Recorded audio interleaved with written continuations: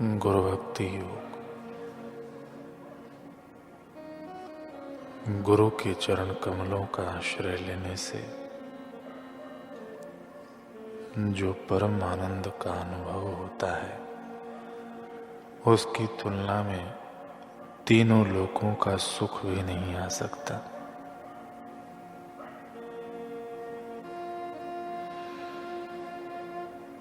गुरु की आज्ञा का उल्लंघन करने से सीधे नरक में पहुंचते हैं। गुरुद्रोही खुद तो डूबता है, अपने कुल को भी कलंकित करता है। संत सताए तीनों जाए, तेज बल और वंश।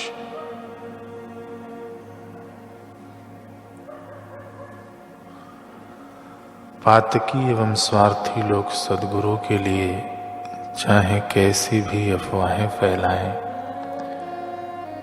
फिर भी सुज्ञ समाज एवं शिष्यगण सद्गुरु के पावन सानिध्य और उनकी मधुर याद से अपना हृदय पावन रखते हैं।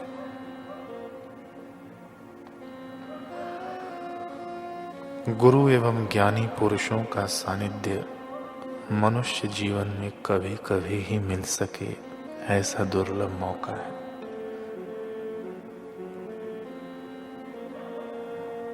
किसी प्रकार के ज्ञान की प्राप्ति, विशेषतः आत्मा विषयक मूल्यवान ज्ञान की प्राप्ति गुरु से ही हो सकती है।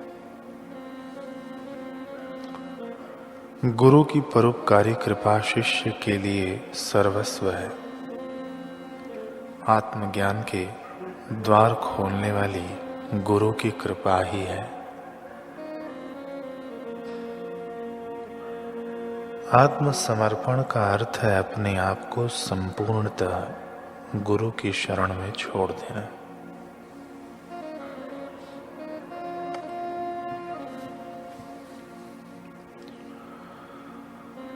बहुत पुरानी बात है। म्यांमार के आक्याब नगर के राजा का नाम था पेंगुज।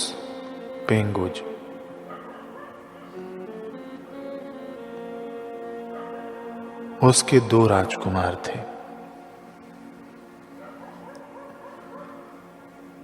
बड़े बेटे का नाम सांगो और छोटे बेटे का नाम कांजी।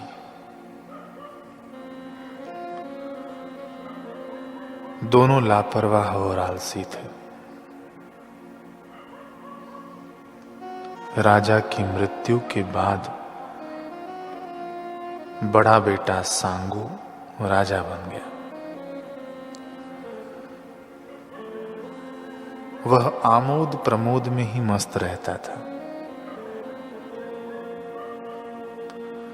भोग विलास में ही, मदिरापान में ही मस्त रहता था, जिससे चालाक दरबारी मौके का फायदा उठाने लगे। नौकरों के मन में भी लोभ समा गया। एक दिन सांगू के खाने में जहर मिला दिया गया। राजा जब अस्वस्थ हुआ तो राज्य वैद्य को बुलाया गया। वह देखते ही समझ गया और बाहर आकर उसने रसोइये से सारी हकीकत जान ली। वैद्य के सब जान लेने पर साजिशकर्ताओं ने हीरों से भरी थैली थमा के वैद्य का मुंह बंद कर दिया। राज्य वैद्य बिना उपचार किए चला गया और राजा मर गया। अब उसकी जगह छोटे भाई कांजी सिंहासन पर बैठा। आक्याब नगर से दूर जंगल में एक ऋषि रहते थे। उनको जब यह बात पता चली तो वे राजमहल आए। उन्होंने कांजी को समझाया कि दरबारियों से सावधान रहो।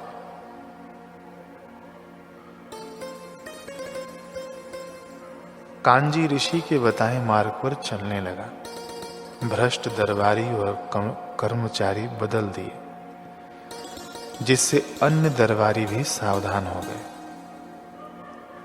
राज्य में खुशहाली छाने लगी। कुछ वर्षों बाद कांजी फिर लापरवाह हो गया। ऋषि की अवज्ञा कर दी। इसका फायदा उठाते हुए एक दिन मंत्री कांजी को शिकार खेलने के बहाने जंगल में ले गया और उसे अकेला छोड़ दिया। वहां जंगली लोगों ने उसे घेर कर मार डाला। मंत्री और सिपाहियों ने राजमहल में आकर झूठी कहानी सुना दी।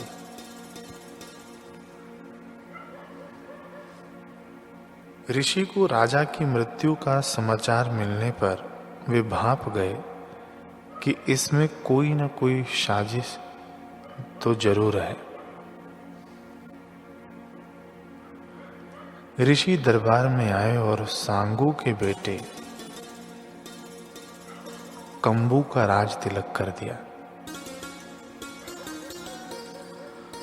कंबू दिन रात षड्यंत्रकारियों से बचाव एवं कुशलता पूर्वक राज्य कार्य चलाने के उपाय सोचता रहता। जब कोई उपाय न सूझा तो आखिर वह उन्हीं ऋषि के पास पहुंचा और अपनी चिंता व्यक्त की कि महाराज, कैसे मैं अपने राज्य काज को संभालूं। राजमहल में ही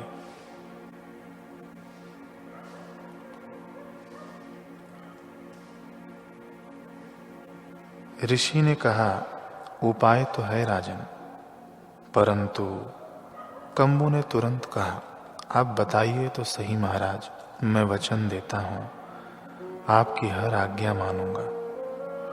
ऋषि ने कहा, तो ठीक है महाराज,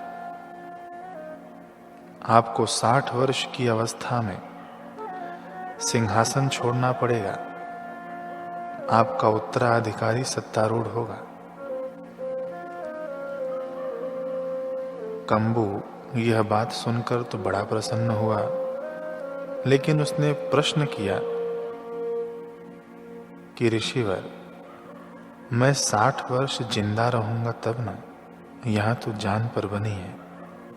ऋषि ने कहा, राजन चिंता मत करो, पूरे राज्य में जाकर घोषणा कर दो कि राजा की मृत्यु होने पर उसके रसोइये, राजवैद्य, मंत्री, सेनापति तथा खास नौकर भी मृत राजा के साथ जलाए जाएंगे। कंबू ने ऐसे ही किया, ऋषि की आज्ञा अनुसार।